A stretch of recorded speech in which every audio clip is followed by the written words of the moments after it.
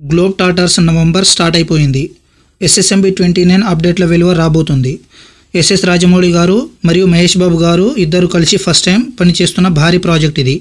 ఈ మూవీ యొక్క బడ్జెట్ అనేది సుమారు 1000 కోట్లు. ఈ మూవీలో ప్రియాంక చోప్రా గారు మరియు పృథ్వీరాజ్ సుకుమారన్ గారు కూడా నటిస్తున్నారు. నిన్న ఈ మూవీ యొక్క ప్రమోషన్ అనేది ట్విట్టర్ హ్యాండిల్లో భారీ ఎత్తున జరిగింది. ఆ కాన్వర్జేషన్ అనేది చాలా ఫన్నీగా కొనసాగింది. ఈ యొక్క ట్వీట్స్ను గమనిస్తే ఎస్ఎస్ రాజమౌళి గారు మహేష్ బాబు గారి ఫ్యాన్స్ కోసం ఏదో భారీగానే ప్లాన్ చేస్తున్నట్లు అర్థమవుతుంది. ఇప్పుడు ఈ ట్వీట్స్తో సోషల్ మీడియా మొత్తాన్ని షేక్ చేసి పడేశారు.